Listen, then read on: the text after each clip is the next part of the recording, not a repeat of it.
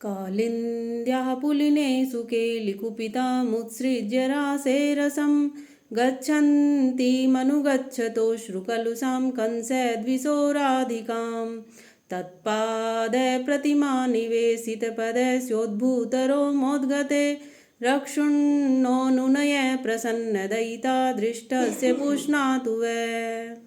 सभी को प्रणाम। आज मैं गुरु शिष्य परंपरा के एक ऐसे आख्यान के बारे में इस वीडियो में आपको बताऊंगी जिसमें स्वयं गुरु जी ने अपने शिष्य को गुरु स्वीकार किया, उसको गुरु की उपाधि प्रदान करी। तो व्याख्यान इस प्रकार से है कि भारतीय परंपरा में 14 प्रकार की विद्याएं मानी गई हैं। 4 वेद, 6 वेदांग, पुराण, न्याय, धर्मशास्त्र और मीमांसा।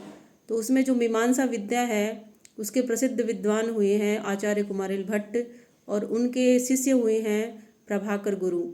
प्रभाकर जी को गुरु की उपाधि उनके गुरु स्वयं गुरु जी ने आचार्य कुमारिल भट्ट जी ने ही प्रदान करी थी और उसके बाद से वे प्रभाकर गुरु के नाम से प्रसिद्ध हुए। तो एक बार जो गुरु जी थे आचार्य कुमारिल भट्ट, वो अपने शिष्यों को पढ़ा रहे थे। पुस्तक में लिखा हुआ था कि अत्रापि नोक्तम तत्रापि नोक्तम इति पौनरुक्त्यम, कि यहाँ भी नहीं कहा गया, वहाँ भी नहीं कहा गया। इस प्रकार से पुनरुक्ति हुआ।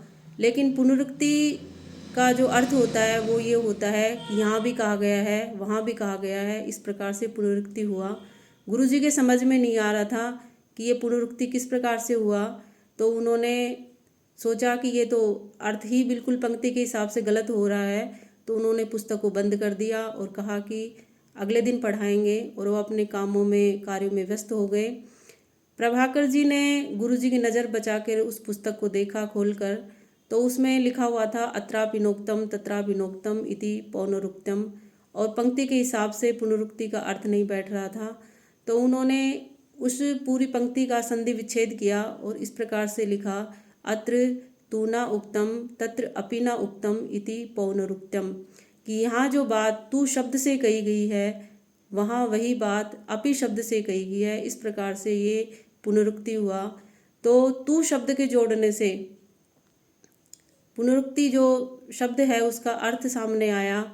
गुरुजी ने अपने कार्यों से निवृत्त होकर दोबारा से उस पुस्तक को खोल के देखा तो उसमें संधि विच्छेद किया हुआ था और उसमें तू शब्द जुड़ा हुआ था। तो गुरुजी ने सोचा कि प्रभाकर के अलावा इस कार्य को कोई भी नहीं कर सकता, क्योंकि प्रभाकर ही इतने प्रतिभावान शिष्य हैं कि वो ही इस समस्या को सुलझा सकते हैं।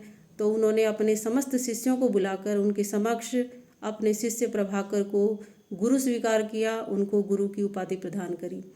तो इसके बाद से जब जब साहित्य में प्रभाकर जी के मत का उल्लेख होता था, विवेचन होता था, तो इति गुरु मतम ऐसा कह के उनके मत का विवेचन होता था।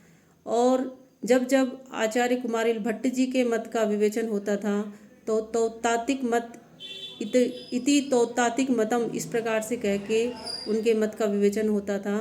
क्योंकि तौतातिक शब्द का अर्थ है कि तू तातय, अर्थात तू शब्द है तातय शिक्षको यस्य स तू तातय तस्येदम इति तौतातिकम, कि तू जो शब्द है वो तात है अर्थात गुरु है जिसका, वो है तू तातय, अर्थात कुमारिल भट्ट स्वयं तुतात हुए और उनका जो मत है वो तौतातिक मत प्रसिद्ध हुआ।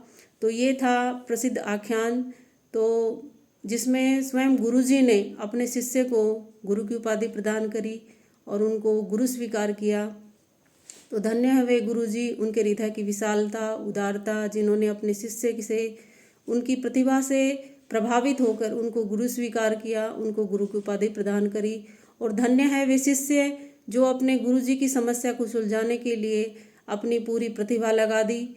तो आज भी जब भी यदि हम गुरु रूप में हैं तो हमें अपने शिष्यों से भी सीखने में परहेज नहीं करना चाहिए, और यदि हम शिष्य रूप में हैं तो हमें ये नहीं समझना चाहिए कि हमारे गुरुजी में प्रतिभा की कमी है, क्योंकि कई बार लिखने में भी मिस्टेक हो जाती है, गलती हो जाती है। तो गुरु और शिष्य दोनों को ही अपने धैर्य का, अपनी समझदारी का परिचय देना चाहिए। इस वीडियो को सभी से शेयर करें। धन्यवाद।